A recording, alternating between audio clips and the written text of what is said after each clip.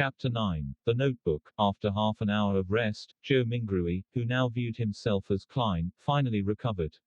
In the meantime, he found that there were now 4 black dots on the back of his hand, which happened to form a small square. These 4 black spots faded and disappeared quickly, but Klein knew that they were still hiding in his body, waiting to be awakened. 4 spots forming a square. Is it in correspondence with the 4 pieces of staple food at the 4 corners of the room? Does this mean that in the future, I don't need to prepare the food and can do the ritual and chants immediately? Klein made a guess. This might seem good, but the emergence of the spots was ominous, and things that one lacked understanding of were always scary. The fact that those inexplicable Chinese divinations from Earth could produce effects here, the strange transmigration in his sleep, the mysterious murmurings that almost drove him crazy during the ritual, and the mysterious and trippy grey world whose significance he had no idea of made Klein shiver in the hot weather of June. The oldest and strongest emotion of mankind is fear, and the oldest and strongest fear is the fear of the unknown. He recalled this saying as he was experiencing the fear of the unknown acutely. There was in him an unprecedented and irresistible urge to make contact with the mysterious domain, to learn more, and to explore the unknown. There was also a contradicting escape mentality within him compelling him to pretend nothing had happened. Intense sunlight shone through the window onto the desk. It was as if there were grains of gold sprinkled on the desk. Klein gazed at the desk, feeling as though he had come into contact with warmth and hope. He relaxed slightly, and a strong sense of fatigue washed over him. His eyelids were as heavy as lead as they kept closing themselves. It must have been the combined effect of the sleepless night and the tiring encounter. Klein shook his head and pushed himself up with the aid of the desk. He stumbled towards the double-decked bed, completely disregarding the rye bread placed at the 4 corners of the room. He fell asleep immediately after he lay down. Groan, groan. Klein was woken up by hunger pangs. When he opened his eyes, he felt rejuvenated. There's still a slight headache. He rubbed his temples and sat up. He was so hungry that he could eat a horse. He returned to the desk while straightening his shirt. He picked up the silver vine leaf pocket watch. The pocket watch's lid sprang open and the second hand was ticking. 12:30. I slept for 3 hours. Klein put the pocket watch back into his linen shirt pocket while swallowing. In the northern continent, there were 24 hours in a day, 60 minutes in an hour, and 60 seconds in a minute. Whether each second passed at the same rate here compared to Earth was unknown to Klein. At this moment, he could not even think of terms such as mysticism, rituals, or the grayish world. His mind was occupied by one thing, food. He would leave the thinking to after his meals. Only then could he work. Klein picked up the loaves of rye bread from the 4 corners and wiped off the minute specks of dust on it without any hesitation. He planned on making one of them his lunch. He decided to dig into the offerings because he only had 5 pence with him and there was a tradition of eating the offerings back in his hometown. After all, there was not any observable change to the bread. It was better to be frugal. Of course, the memory and habits left behind by the original Klein had also played a role. It was a huge waste to use the expensive gas only to light up the room. So, Klein took out a furnace and boiled water with it after adding some coal. He paced around as he waited. Anyone would choke eating those loaves of rye bread without water. Yikes. Life with meat only for dinner is going to be dreadful. No, wait, this is already an exception. Melissa would only allow our meals to have meat twice a week if not for my upcoming interview, Klein thought, as he looked around, hungry. He had nothing better to do. His eyes seemed to turn avaricious when he set his eyes on the pound of mutton in the cupboard. No, I need to wait for Melissa to eat it together. Klein thought as he shook his head and rejected the idea of cooking half of it right now. Although he often ate outside, he had still developed some basic culinary skills, owing to his living in a big city alone. His dishes were not delicious, but they were at least edible. Klein turned his body around so that the mutton would not seduce him. Then, he suddenly realized that he had also bought peas and potatoes in the morning. Potatoes. Klein immediately had an idea. He quickly turned back to the cupboard and took out 2 potatoes from a tiny pile of them. He first cleaned the potatoes in the public bathroom and then added them into a pot so they were boiled together with the water.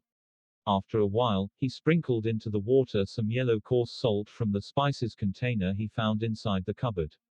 He waited patiently for a few minutes before lifting the pot and pouring the soup into a few cups and a bowl. He took out the potatoes with a fork and placed them on the desk at the end. Ffffffffff. He blew at the potato as he peeled it bit by bit. The fragrance of boiled potato diffused through the air. It smelled very appetizing. He salivated crazily, the heat could not deter him any longer. Klein took a bite despite having the potato only half peeled. How fragrant! It had a powdery texture and tasted sweet as he chewed. He was instantly filled with emotions and he wolfed down the 2 potatoes. He even ate some of the skin. Then, he held up the bowl and enjoyed the soup. The pinch of salt in water proved to be thirst-quenching. I really enjoyed eating potatoes this way when I was young. A filled Klein exclaimed in his head. Meanwhile, he tore off a small piece of bread and dipped it into the soup, to eat it softened. Perhaps the ritual was too tiring. Klein ate 2 loaves of bread which amounted to a whole pound. Klein felt he was finally rejuvenated. He enjoyed the joy of life after he drank that soup before tidying up. Then, he took in the lustrous sunshine happily. He sat back at the desk and began planning. I can't escape. I must think of a way to come into contact with mysticism and become a Beyander as mentioned by Justice and the Hanged Man.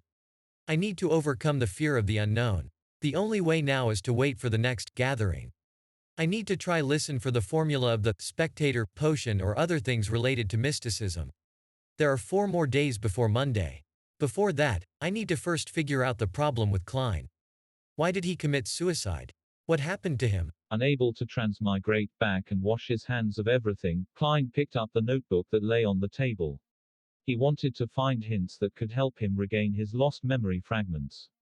The original Klein obviously had the habit of taking notes. He also liked to write diaries. Klein was fully aware that the cabinet that supported the desk on the right stored a whole stack of completed notebooks. The book he had began on the 10th of May. Matters regarding his school and mentor, as well as content pertaining to knowledge, were at the beginning. The 12th of May. Mr. Azek mentioned that the common language used by the Balam Empire in the southern continent also developed from ancient Fasak, a branch of Jotun. Why is this so? Does this mean that every sentient living being once spoke the same language? No, there has to be a mistake. According to the Revelation of Evernight and the Book of Storms, giants were not the only hegemons of the world in primordial times. There were also elves, mutants, and dragons. Anyways, these are just myths and fantasies. The 16th of May. Senior Associate Professor Cohen and Mr. Azek discussed the inevitability of the Age of Steam. Mr. Azek opined that it was just a coincidence because if it wasn't for Emperor Roussel, the northern continent would still be wielding swords like the southern continent. Mentor argued that Mr. Azek had placed too much emphasis on the contribution of an individual. He believes that with progress, even if there wasn't an Emperor Roussel, there would be an Emperor Robert. Therefore, the Age of Steam might come late, but eventually come nevertheless.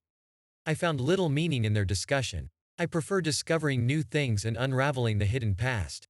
Perhaps I am more suited to study archaeology than history. The 29th of May. Welch found me and told me that he had acquired a notebook from the 4th epoch. Oh my goddess. A notebook from the 4th epoch. He didn't want to ask the archaeology department students for help, so he came to Naya and me to help him decode the contents. How can I refuse? Of course, I can only do it after my graduation defense. I can't afford diverting my attention at this stage. This caught Klein's attention. Compared to the notes about history and viewpoint disagreements, the appearance of a notebook from the 4th epoch might have led to Klein's suicide.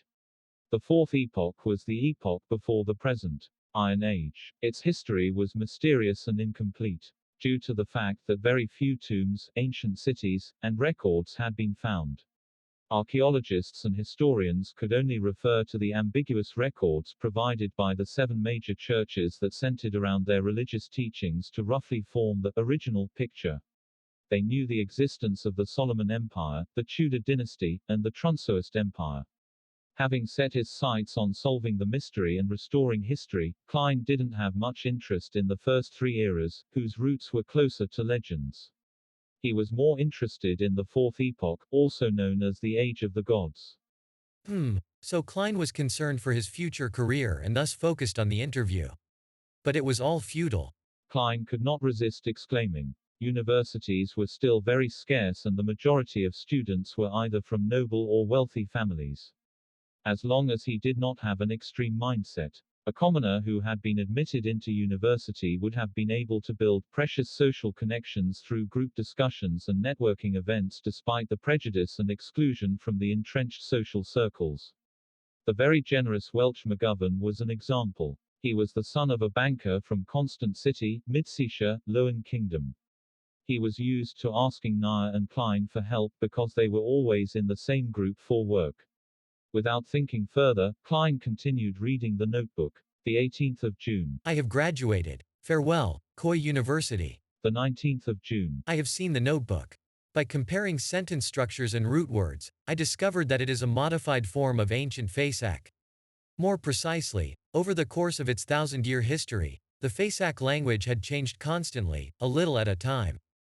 The 20th of June. We have deciphered the contents of the first page. The author was a member of a family called Antigonus. The 21st of June. He mentioned the Dark Emperor. This is anachronistic with regards to the time this notebook is deduced to be written. Is Professor wrong? Is Dark Emperor a common title for every emperor of the Solomon Empire? The 22nd of June. The Antigonus family apparently had a very high standing in the Solomon Empire. The author mentions that he was making a secret transaction with a person named Tudor. Tudor? Is it related to the Tudor dynasty? The 23rd of June. I am trying to restrain myself from thinking about the notebook and going to Welch's place.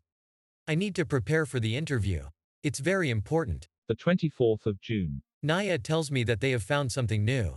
I think I need to check it out. The 25th of June. From the new deciphered content, the author had accepted a mission to visit the nation of the Evernight, situated at the summit of the highest peak of the Hornassus mountain range. Oh my goddess, how can a nation exist at the summit of that peak which is over 6,000 meters above sea level? How do they survive? The 26th of June. Are these strange things real? The record ended at this point. Joe Mingrui transmigrated in the early hours of the 28th. Which means to say that there was indeed an entry for June 27th, it's that line. Everyone will die, including me. Klein flipped to the page he first saw when he arrived, feeling goosebumps while he made the deduction. In order to solve the mystery of the original Klein's suicide, he thought that he should visit Welch and take a look at the ancient notebook. However, with a lot of experience from novels, movies, and TV drama series, he suspected that if they were really related, this visit would be very dangerous. Those who went investigating castles despite knowing that they were haunted served as a warning. However, he had to go since escaping would never solve the problem. It would only make things worse, until it welled over and completely drowned him. Perhaps call the police? But claiming to have committed suicide would be silly, right? Knock, knock, knock. There was a series of quick and forceful knocks. Klein sat straight up and listened. Knock, knock, knock. The knocks echoed through the empty hallway.